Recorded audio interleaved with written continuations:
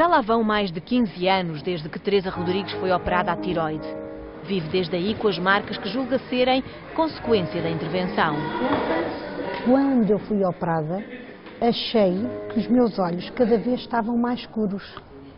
Cada vez mais, e eu então fui-me queixar ao médico. Disseram-me que não era nada, como não me doía, não era nada de coisa. Se eu estava muito coisa, é para pôr uns óculos de sol. Eu às vezes até olhava para o espelho e não me gostava de ver, porque não era eu, não é?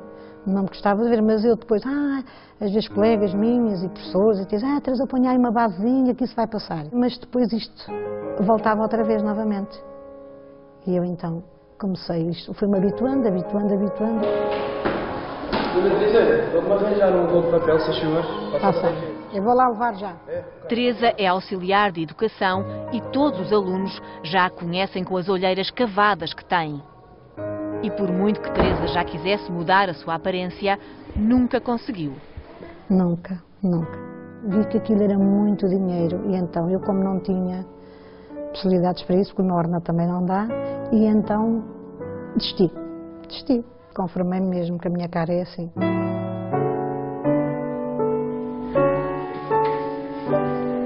Quando vêm pela primeira vez para o liceu, os 15 anos, eles ficam muito sérios e dizem, Teresa, porquê é que a Teresa tem assim os olhos?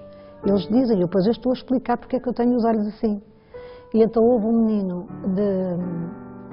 que ele estava na infantil, achei imensa piada, que ele chegou ao pé de mim e disse, Teresa, tu tens uns olhos, parece uma bruxa, mas tu não és bruxa, tu és uma bruxa boa. E eu achei tanta graça ele dizer-me aquilo que eu não fiquei nada triste, até me ri com aquilo. Teresa! Teresa, já agora. Sim, professora. Leve aqui. Ela está um bocadinho mal disposta, leve-a. Sim, que é para ver no chão. Chazinho. Sim, com a Teresa. Já notei, só que como eu vejo todos os dias, acaba por ser normal. Pronto, nunca lhe disse nada. Eu acho que ela é uma pessoa muito querida, ela está sempre preocupada connosco e ajuda-nos sempre quando pode. Sem dúvida, os olhos dela, acho que precisa de ser ajudada. E é uma pessoa, se alguém que merece aqui, é ela. Apesar de já se ter conformado, Teresa sofre com cada reação das pessoas à sua aparência. Se eu pudesse mudar, mas como não posso mudar, vou ficar assim. Vou ser o que o médico diz, ponha os óculos de sol, e eu vou pôr os óculos de sol quando saio, ou quando tiro fotografias, ponho sempre os óculos de sol, que é para não ter a minha imagem assim. De facto, esta situação provoca muito desconforto na Teresa, como nós já vimos, que já passou por muitas situações embaraçosas por causa deste problema, tal como acabámos de ouvir dizer. Por isso mesmo, resolvemos juntar à conversa o médico Hélder Silvestre para nos ajudar a perceber porque é que as indesejadas olheiras surgem. Boa tarde, Dr. Hélder, como está? Boa tarde. Nós achamos sempre que as olheiras são uma, não sei se posso chamar patologia, mas qualquer coisa inato na sociedade. Pessoas que têm olheiras porque têm uma cara com tendência para olheiras, ou uma pele com tendência para olheiras, ou então estão muito cansadas. Mas pode haver outra origem, outra causa. As olheiras, no fundo, definem-se como uma mancha escura em redor dos olhos. E é um problema tão difícil de tratar porque tem múltiplas causas. As olheiras podem ser constitucionais ou genéticas, ou seja, aquelas pessoas que dormem muito bem, que não fumam, que têm bons hábitos de vida, que não têm stress e têm sempre olheiras. É constitucional, os pais já tinham, os avós tinham. É hereditário? É hereditário. Pode ter uma componente hereditária, dificílima de tratar, como é óbvio. Depois temos as olheiras castanhas, a hipercromia, ou seja, há um aumento da produção de melanina, como a pele é extremamente fina, é a pele mais fina do corpo humano, deposita-se e nota-se imediatamente. Isso é muito comum, por exemplo, nos respiradores bucais, aquelas pessoas que não respiram bem, as crianças e adolescentes não respiram bem pelo nariz, têm sempre a boca aberta, há de reparar que têm sempre olheiras.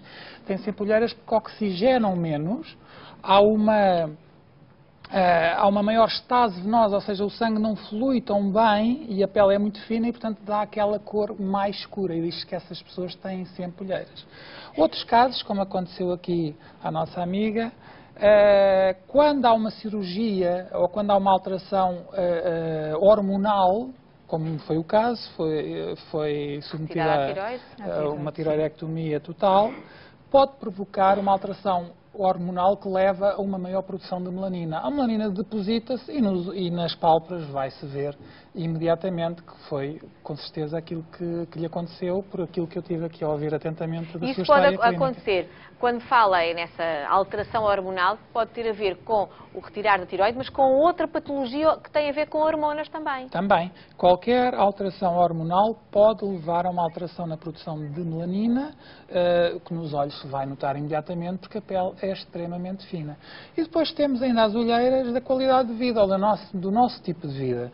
Quem dorme muito pouco, quem fuma muito, quem bebe muito álcool, quem tem muito stress, quem nunca usa óculos de sol, mesmo com calor tremendo, tem tendência para pigmentar muito mais, e como a pele é muito fina vai pigmentar mais.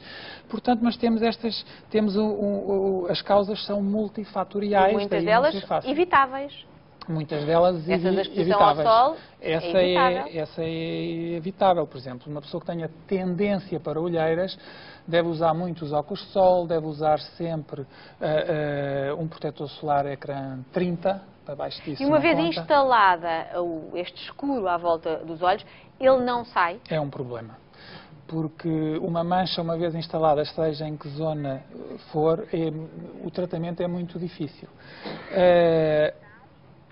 Normalmente as olheiras ainda aprofundam mais, ainda são mais visíveis com a idade. Porquê?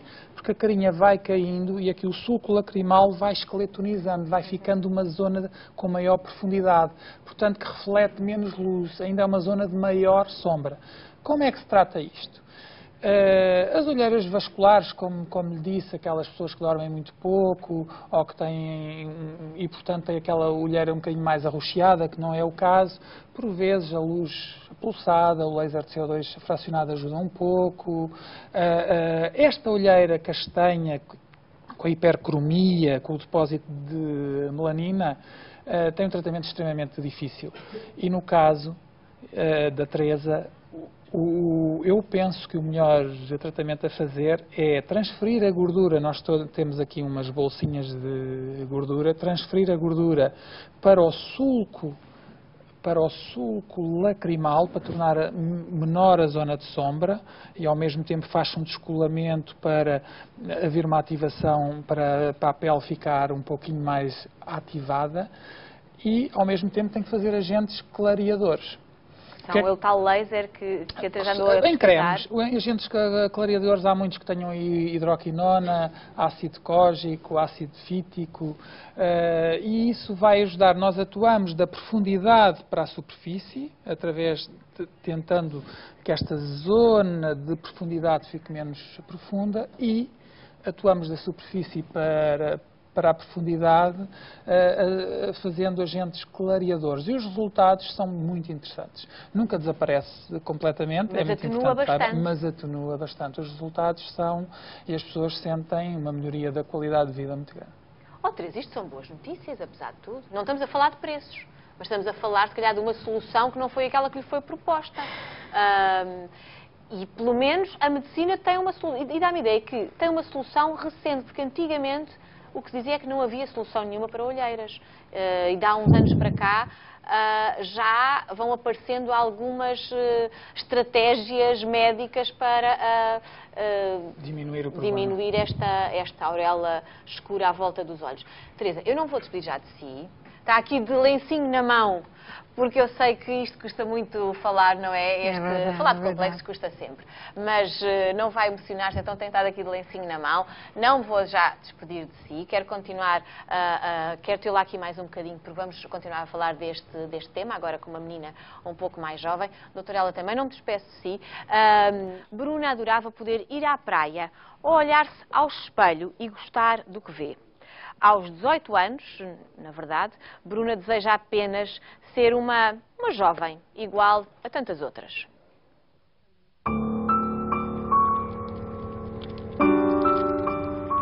Foi uma adolescência de dúvidas e complexos guardados para dentro. Bruna vive desde os 13 anos com o desgosto de ter um peito desproporcional.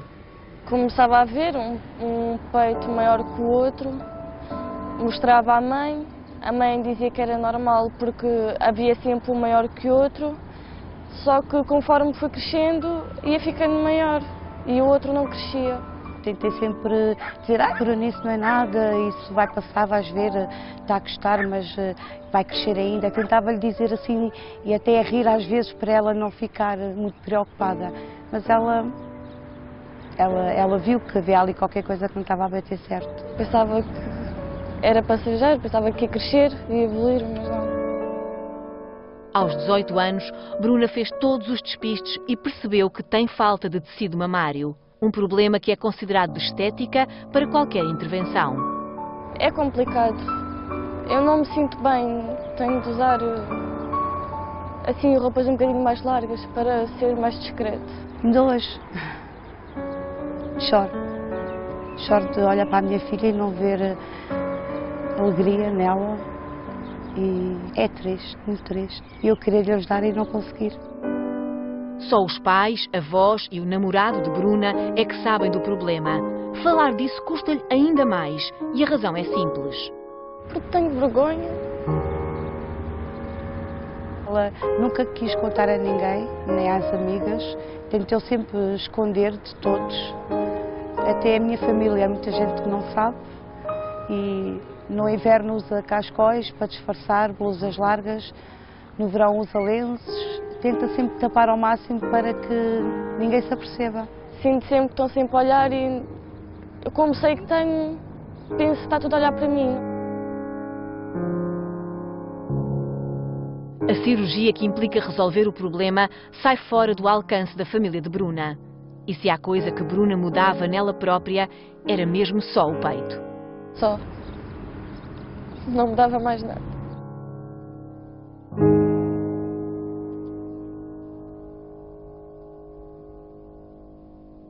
Vou pedir ao Dr. Hélder, que esteve aqui na primeira parte, para se juntar a nós, porque neste caso estamos a falar de uma jovem, uma adolescente que viu o seu corpo evoluir com uma assimetria tão evidente. Se é complicado lidar com a natural mudança de corpo na adolescência, quanto mais quando algo está a desenvolver-se menos bem. O Dr. Hélder, mais uma vez bem-vindo.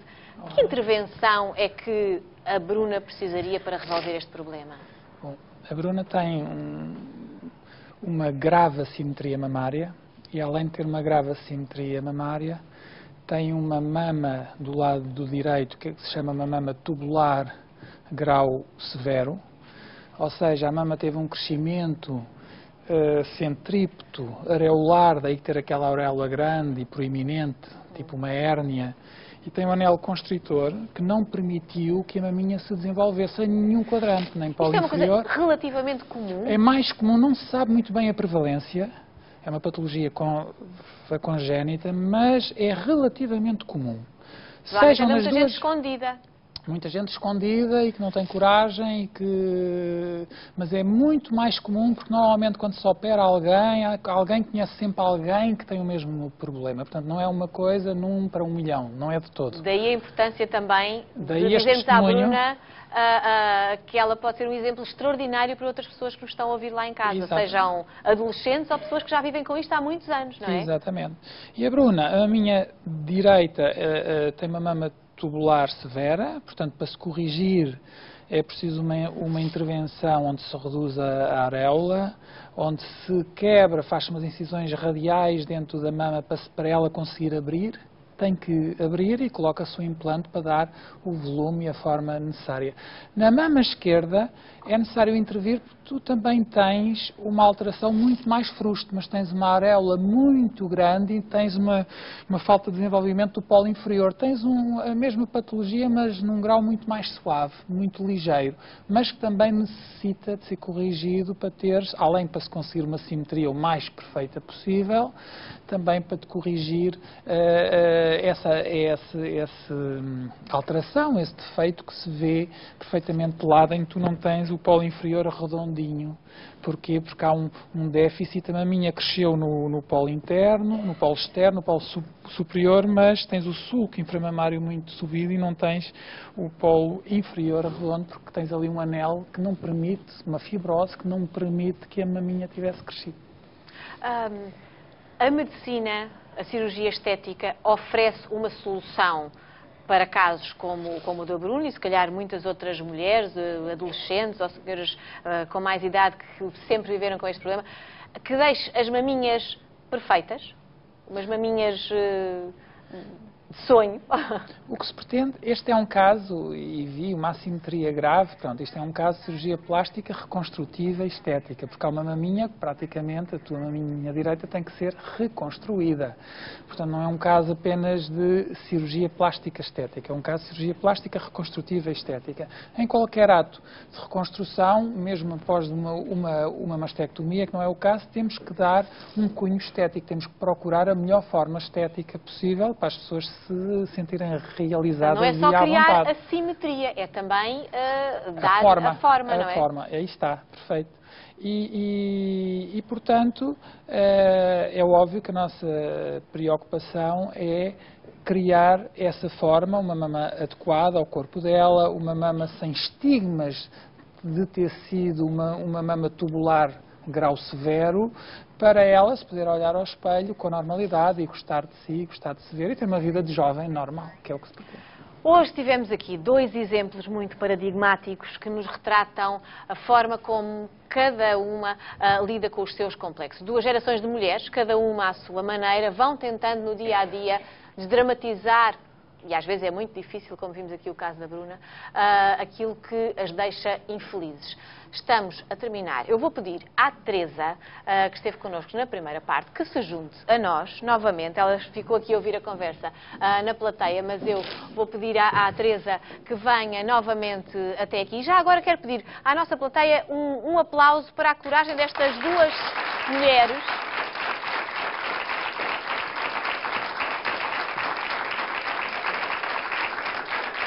O testemunho tanto da Teresa como da Bruna foram muito importantes, se calhar, para outras mulheres, e são lições de vida e de coragem terem vindo à televisão, sobretudo a Bruna, que tinha este segredo no seio da família, hoje expôs-se em televisão a contar aquilo que é tão doloroso para ela, como nós vimos.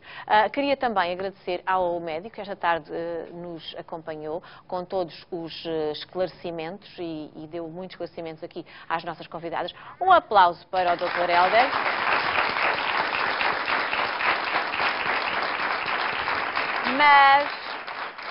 Mas há um mas nesta história. Pelo que sei, o Dr. Hélder não veio só aqui para esclarecer. Tem mais qualquer coisa para dizer à Bruna e à Teresa. Deixa ao seu critério. É verdade. Ana, posto aquilo que vi, eu e a minha equipa, obviamente, o meu ajudante, a minha anestesista, a minha enfermeira, a par com a Clínica Europa, terei todo o gosto em ajudar na resolução, quer do caso da Teresa, quer do caso da Bruna.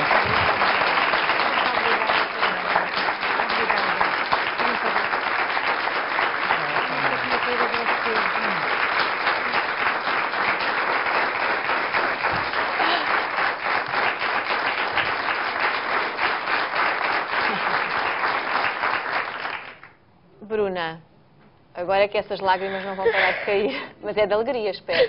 Sim. É? Vai ser submetida a uma intervenção cirúrgica. Estás preparada para isso? Claro. É? Não assusta nada?